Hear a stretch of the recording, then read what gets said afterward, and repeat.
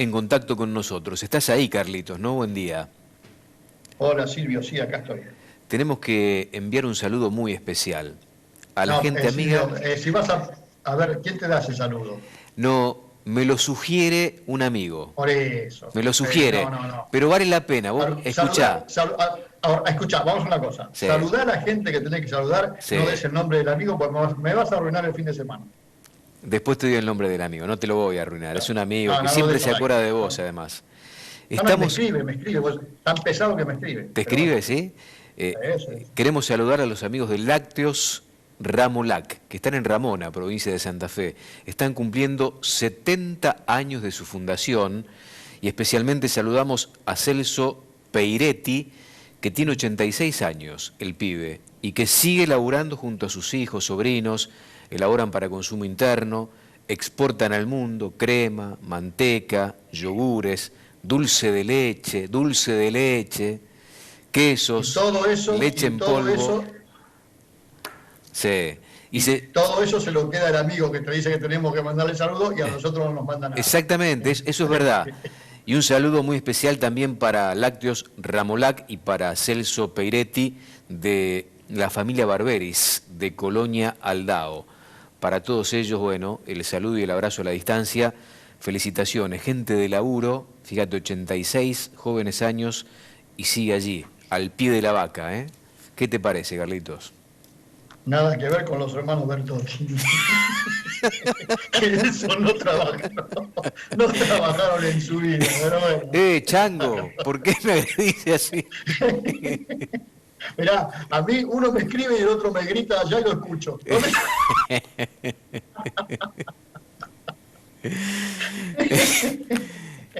Qué lindos personajes tenemos, qué lindos personajes. Qué bueno Eh, que sos, ¿sí? sí. ¿Qué novedades por ahí, Carlitos? Me estabas hablando en la pausa de lo que empieza a dejar, desde lo social también, esta pandemia. En el día a día no vemos algunas cuestiones que empiezan a salir a la luz y que tienen que ver con las dificultades económicas que va provocando esta pandemia, ¿no? Y ahora que aquí se vuelve a una normalidad parcial, si querés, una nueva normalidad, como le dicen aquí, y uno puede salir a la calle y charlar con la gente o ver la reacción de la gente y entrar a algún negocio. Ayer a la tarde salimos un poco para pasear y con la idea de que los jueves acá son los días de salida de mucha gente y donde prácticamente no conseguís lugar en ningún lado para tomar algo, para cenar, Ujú. y salimos un poco más temprano inclusive para ver, te voy a decir la verdad, las ofertas de los negocios Y y sí, demás. No hubo ningún negocio en donde no pudiéramos entrar porque no había nadie comprando. Entonces vos te parás en la puerta, viste, por el aforo, ese que automáticamente pasabas porque no había prácticamente nadie comprando, a pesar de que hay ofertas muy buenas. Y los locales de comida estaban con con lugar bastante, y eso a pesar de que tienen un aforo reducido, que no pueden utilizar el 100% de las mesas. que es el Sin embargo, 50% que tienen disponible. hoy sí. Y a partir del lunes supuestamente va a ser el 100%, que lo único que te van a pedir es la distancia de los 2 metros, ese tipo de Ujú. cosas. Pero la realidad es que anoche no había mucha gente dispuesta a consumir, y cuando vos te sentás o pasás por un grupo de gente, ¿viste? Porque se respeta bastante eso de que la gente tiene que estar más o menos separada en algún caso, ¿no? Sobre El todo la gente mayor, distanciamiento obviamente. social, como le llamamos acá también, Claro. ¿no? Y entonces vos podés escuchar las conversaciones, porque claro, hablan bastante a los gritos. Acá normalmente se hablan los gritos, pero ahora más todavía. Y, y las conversaciones todas pasan por el tema económico y por el impacto que esto ha tenido. Y evidentemente se va a notar, y mucho, ¿no? Se va a notar mucho. Se conocieron cifras de desocupación, son alarmantes para las que son las cifras tradicionales, y no hay quien dice que entre marzo y cuando esto termine, las cifras de desocupación de España, por ejemplo, se van a ir al doble, esto es más o menos el 20%. Y ayer también tuvimos oportunidad de conversar con un asesor del Parlamento Europeo que está en Te estuve Bruselas, en viendo, Bélgica, sí, te estuve viendo, muy estuviste bueno. viendo. Sí. Y vos, que claro, está en la web, si la gente lo quiere ver, en la nota. En realidad yo lo llamé por el tema de que acordás que hablábamos, el rechazo de Holanda y este tipo de cosas Sí, al acuerdo. Pero me pareció interesante que nos contara la experiencia de Bélgica, que también, fíjate, y entonces empezó a hablar de eso y yo me quedé asombrado porque, claro, Bélgica está considerado aquí uno de los países ricos dentro de Europa, ¿no? Y también los problemas que están teniendo para afrontar esta situación. Él lo contó bastante en detalle y salió un tema que no estaba para nada previsto que saliera, que es cómo, pues yo le pregunté en un momento, ayer otra vez se hablaba de la ayuda de la Unión Europea, 600.000 millones de euros, ¿te acordás que hablábamos de 750.000, ahora parece que van a ser 600.000? Él me dijo que ellos, la Unión Europea, no sé si lo dijo al aire o lo hablábamos en privado, la Unión Europea calcula efectivamente que va a hacer falta 3 veces esa cifra, es decir, lo que sería, no sé, 3 billones, se entiende, de euros para salir adelante. Entonces yo le pregunté en un momento, y creo que eso sí está en la nota, ¿quién va a pagar todo eso? ¿De dónde va a salir todo eso? ¿Y sabés de qué me habló? De que en la Unión Europea se está evaluando un impuesto a las grandes riquezas. ¿Te suena? El mundo se está Y me hizo, argentinizando, yo te dije, Carlos, se está no, y argentinizando. me hizo un paralelo con la época de la crisis de Estados Unidos, donde Estados Unidos llegó a cobrar el 100% del impuesto a las ganancias a las grandes fortunas. Y además de un impuesto a todo lo que sean los medios tecnológicos, Google, Amazon, todo ese tipo de cosas, que vos sabés que es un tema que se viene discutiendo desde mucho antes de esto y que ahora han encontrado la oportunidad para finalmente empezar a ponerlo, ¿no? ¿Sabés qué intuyo yo? Que también va a venir otro impuesto, que ese sí lo pagan todos y lo sufren los que menos tienen, que es la inflación, ¿no? Con tanta emisión de moneda. Bueno, eso te iba a decir, mirá, recién yo acabo de terminar de almorzar, porque cuando empezamos ustedes a esta hora, trato de almorzar antes. Y Susana había ido a comprar el pan, Ujú. aquí abajo. Y el pan normalmente valía 1,10. Y hoy vino toda asombrada porque se lo cobraron 1,15. Entonces, la función de la tarde va a ser si averiguaron en todas las panaderías o solamente esta. Claro. Eso sí, pero bueno, es la primera vez que nos sorprendemos por un aumento de un producto, porque era como que el pan era tradicional, que era 1,10, ¿viste? Tenías que ir con una moneda de 1 euro y una de 10 céntimos, y con eso estaba solucionado el tema. Y hoy fue 1,15. Un datito, ¿no? Un datito, bueno, Hay que sí, ver, porque después, porque a raíz de la que vos me preguntaste, los costos de los alquileres, ¿te acordás que estuvimos hablando un día de eso, el costo de sí. la tierra y demás? Conseguí mucha información, te la voy a dar otro día, pero porque hoy no vamos a tener tiempo de todo, y más o menos está dentro de lo que te dije, pero además tengo mucho más detallada la información, y me dieron mucha información en el Ministerio de Agricultura de España, y cuando entras a la página del Ministerio de Agricultura de España, que lo puede hacer cualquiera de Argentina también, por supuesto, en Internet, les digo que entren a ver lo que es esa página, porque fundamentalmente yo creo que el 90% de la página está destinada a explicarte la cantidad de los programas de ayuda que tienen los diferentes productores en España, vinculados, por supuesto, a las ayudas que da la Unión Europea y a las ayudas que da el propio gobierno español, ¿no? Sí, en eso nos Lo cual, diferenciamos un poquito acá. claro, y me llegó también hoy la publicación de los productores españoles que me mandan todos los meses, y es una queja continua contra la política agrícola común, que no se les vaya a ocurrir recortar el presupuesto, y además es una revista también que se puede ver por internet, creo yo, no sé si hay que suscribirse, probablemente sí, pero vale la pena verla. Nosotros tuvimos oportunidad en algún momento de hablar con el presidente, lo tuvimos en Canal Rural, de la Asociación de Productores de ASAJA, de la Asociación de Productores, si bien dice Asociación de Productores Jóvenes, son todos los productores más importantes de aquí de España, y es interesante verlos como piensan, que no piensan muy diferente a lo que piensa un productor argentino, en todo sentido, solo que hay una gran diferencia. Ellos parten de un nivel de ingresos, mirá, los tengo por acá si querés, mirá, te lo adelanto ya si querés. Sí. Una tonelada de trigo forrajero, hoy vale en España 200 euros. 200 200 euros. euros, El sí, 200 forrajero. euros. El forrajero. Una tonelada de maíz, 180 euros. Una tonelada de cebada, entre 160 y 170 euros. Y ¿te acordás que yo te hablé de un arancel que había puesto la Unión Europea a partir de la baja del precio del maíz, para que no ingresara maíz tan barato a la Unión Europea y compitiera con el maíz que se produce aquí? Bueno, siguen protestando porque en realidad el arancel que está puesto en este momento es de 10,50 euros por tonelada. Euros, ¿eh? Y aún así están muy enojados porque sigue entrando maíz demasiado barato de Brasil y de Ucrania, porque los fletes son baratos y les permite entrar ese maíz barato en este momento aquí a la Unión Europea. Y somos competitivos todavía esos precios con el maíz nuestro, ahí. Claro que sí, por eso quieren que suban el arancel, porque como ocurre siempre aquí, por supuesto, está la pelea, pelea, sí, de alguna manera es una pelea parecida a la Argentina, es decir, cuando vos le preguntás a un consumidor de maíz en la Argentina, quiere comprar el maíz lo más barato posible, sea Obviamente. pelotero, sea tambero. Bueno, aquí pasa lo mismo, pero el que produce maíz quiere lograr por su maíz el precio más alto posible, y aquí también pasa lo mismo. Entonces hay una pequeña disputa ahí entre los ganaderos que dicen, no, dejen que entren todo el maíz, toda la soja de Argentina, de Brasil, lo más barato posible, no dejen que entre la carne, por supuesto, y mientras que los productores de maíz dicen, queremos el maíz barato.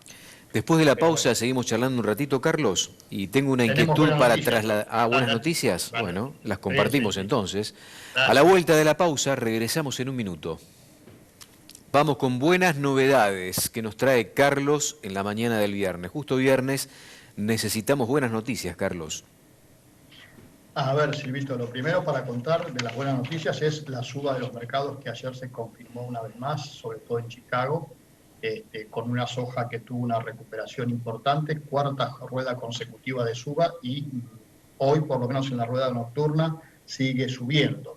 Y esto tiene que ver, por un lado, con las compras chinas que, tal como venimos señalando, se siguen realizando prácticamente todos los días, y tiene que ver también con algunas lluvias que están ocurriendo en zonas sojeras de Estados Unidos sobre sojas que estaban sembradas. Las lluvias han sido muy fuertes y eso obligaría a resembrar soja.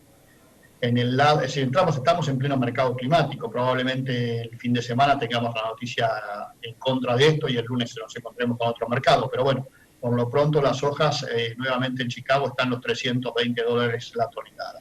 El maíz también tuvo subas en el mercado internacional, Silvio, y tuvo que ver con que los productores de Estados Unidos llegó un momento que dijeron, no vendemos más maíz a este precio, si quieren comprarnos el maíz, que vengan y paguen un poquito más, es decir, hay menos oferta.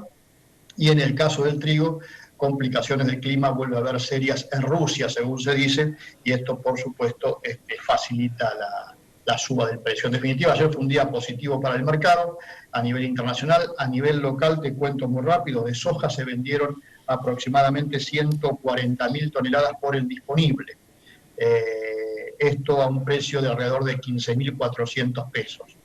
El maíz se vendieron 195.000, casi 200.000 toneladas. El precio estuvo entre los 8.400 y los 9.300. El trigo se vendió un poquito menos, se vendieron, pero de todas maneras hubo 48.000 toneladas a un precio de alrededor de 13.000 pesos la tonelada. La Bolsa de Buenos Aires informó el avance de la cosecha de soja y de maíz. En el caso del maíz avanzó poco, 56% la cosecha de maíz ya está adelantada. El rendimiento promedio está cayendo como era previsible, 8.900 kilos, pero de todas maneras está todavía por encima del promedio del año pasado, que fue 8.290. Y en el caso de la soja, la cosecha ya está prácticamente concluyendo, 98,7% es lo que ya hay cosechado de soja. El rendimiento promedio está un poco inferior al del año pasado, estamos en 2.960 kilos, el año pasado estaba en 400 kilos más, 3.360 kilos. Y el trigo, hay buena noticia también por el lado del precio, porque tuvo una mejora importante lo que es el trigo de la nueva cosecha, que otra vez volvió a negociarse a 165 y hasta $170 la tonelada para entrega diciembre-enero. Sobre todo en el sur de la provincia de Buenos Aires. Atención, porque es un precio que vuelve a ser muy atractivo. El trigo, como te decía, ya está sembrado bastante, el 30% de la superficie, y avanza muy bien la siembra de trigo. Y nuevamente ayer tuve oportunidad de conversar con algún proveedor de insumos importantes y me reafirmaba esto que venimos diciendo. Insumos, sobre todo fertilizantes para la siembra de trigo, no están faltando de ninguna manera. Aunque todavía no está del todo claro qué va a pasar con las famosas normas del Banco Central que comentamos días pasados, ¿no? Sigue habiendo bastante confusión en este sentido. Ayer me preguntaban por qué China está comprando casi de forma desbocada, tanto en Brasil y en los Estados Unidos, sobre todo soja y maíz. ¿cuál es el motivo, teniendo en cuenta la poda que sufrió el principal mercado que tiene China para esos productos, que son la producción de cerdo concretamente, que disminuyó a la mitad y todavía está lejos de recuperarse? Claro, pero no te olvides de algo que hablamos siempre. Los chinos tienen una estrategia y desde el año 2008, fíjate vos, creo yo que ahí fue un quiebre en la forma de aparecer China en el mercado, porque en el 2008 tuvieron un gran problema que provocado, entre otras cosas, por la Argentina. ¿Te acordás cuando la Argentina estaba en el conflicto? Era en ese momento prácticamente el único proveedor que tenía China de soja en esos meses, y la Argentina decretó el paro. ¿Te acordás que estuvo como 3 o 4 meses China sin poder comprar en la Argentina? Bueno, a partir de allí China fue modificando toda su política de compras, y una de las cosas que por supuesto reafirmó mucho más a partir de la pandemia es la necesidad de tener stocks muy importantes, a pesar de que en algún producto, como puede ser el maíz, tiene una producción, y también el trigo, ¿no? Tienen producciones muy grandes. La producción de trigo de China en este momento casi te diría que logra el autoabastecimiento. La producción de maíz lo estuvo logrando, ahora siguió creciendo el consumo y entonces están comiendo parte de los stocks. Los stocks de China, de todas maneras, Silvio, son el 50% de los stocks del mundo están en China. Es decir, estamos hablando de casi 200 millones de toneladas de maíz guardados. Y en el caso de la soja, es del producto que más consumen, que menos producen. China consume más de 100 millones de toneladas de soja, produce 16, 17 millones un año muy bueno, y tiene un stock de 20, 22 millones de toneladas. Evidentemente, lo que está haciendo China ahora es aprovechando la oportunidad para rearmar esos stocks lo más altos posible, porque el precio está muy bajo. Y los chinos evalúan que cuando el mundo se regularice, cuando ellos se regularicen del todo, los precios van a volver a subir, y sobre todo después de esta situación de coronavirus en la cual los alimentos han pasado a ser una cuestión estratégica. ¿Y vos creés lo mismo, Carlos, con respecto al precio? Porque otra de las preguntas que me hacían ayer y que yo no tenía una respuesta sólida era si los precios estos iban a crecer en algún momento, si este era el piso que podía ofrecer el mercado en cuanto a precios tanto de soja, maíz. Lo decíamos días pasados, a la soja, como decía algún viejo conocido, siempre le tuvimos un poco más de fe que al maíz. Pero el maíz llegó un momento que el precio era muy bajo, y de hecho yo te comentaba hoy que una de las razones por las cuales subió es que los productores de Estados Unidos ya no quieren vender más el maíz a ese precio. Por otro lado, empezó a subir el precio del petróleo. No te olvides que el petróleo recuperó un 100% del valor mínimo que había alcanzado hace un par de semanas atrás. Todo eso se está conjugando para que, sí, yo creo que por suerte también para nosotros, si lo sabemos aprovechar, hay una mejora en los valores. Y el trigo, que ha pasado a ser un alimento, digamos, estratégico a nivel mundial, ayuda y mucho. Y fíjate lo que hablábamos inclusive ayer con el asesor del Congreso, del Parlamento Europeo, que también salió el tema. Él me decía, y también está en la nota, que en la Unión Europea otra de las cosas que se ha dado cuenta, en general todos los países, es que no se puede estar dependiendo de terceros países en la previsión, por lo menos, de determinados productos. Esto lo hablamos alguna vez, como son los insumos médicos. ¿Te acordás que hablábamos de los barbijos, los respiradores, todo eso que acá en Europa prácticamente no se producían y venían todos de China? Y ahora se dieron cuenta que en medio de esta crisis, si los chinos no les querían vender o tardaban un día más de lo previsto en la llegada, era todo un problema. Entonces, aquí también hay todo un replanteo, y en ese replanteo, él lo que me decía, si bien tiene una posición particular, personal bastante particular, él lo que me decía es que tampoco es posible que la Unión Europea esté tan dependiente de la provisión de determinados alimentos de otros países. Y hablaba concretamente del caso de la soja, por ejemplo. Vos sabés que la Unión Europea prácticamente importa toda la harina de soja, entra muchísima harina de soja de Argentina a la Unión Europea, entra por Holanda y se distribuye. Y decía que, bueno, que hay una conversación entre los diferentes productores de las diferentes regiones a ver cómo puede hacer la Unión Europea, no para autoabastecerse de soja, porque eso es casi imposible, pero sí para generar políticas que permitan una mayor producción y no tanta dependencia de los mercados externos. Y la otra noticia que me dio, que es también preocupante, él me hablaba de 3 países que ya han rechazado el acuerdo, sin todavía llegarse a firmar por cada uno de los países. Simplemente lo que están haciendo es pidiéndole a sus gobiernos que no lo firmen los parlamentos. que me dice que es muy difícil si un parlamento le pide a un gobierno que no lo firme, que el gobierno lo firme. Entonces me decía que al de Austria y Holanda se sumaba a una región de Bélgica, que ya tengo anotado el nombre por acá, porque la verdad es que no me lo acuerdo, que era Wallonie o algo así, Wallonie, que es una región de Bélgica. Bélgica tiene también toda una cuestión de zonas y sus parlamentos regionales, a los efectos de la Unión Europea, tienen el mismo valor que un parlamento nacional, y se sumaría un cuarto rechazo, y este sería muy importante porque sería el de Francia. Ese es menos sorpresivo. Claro, pero fíjate que en su momento tanto Macron como Merkel apoyaron este acuerdo, apoyaron la firma de este acuerdo.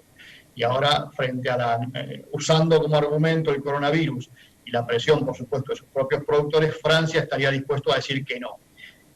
Y un comentario que hay aquí es que el gobierno argentino tendría en su momento alguna presión de la canciller Merkel para llevar adelante el acuerdo, y esto tendría que ver con la renegociación de la deuda. Viste que Merkel en algún momento apoyó la renegociación de la deuda y demás, pero claro, ahora la renegociación de la deuda también está en duda en la Argentina, y entonces dice, si siquiera hay renegociación de la deuda, que se lleve adelante el acuerdo va a ser muy difícil.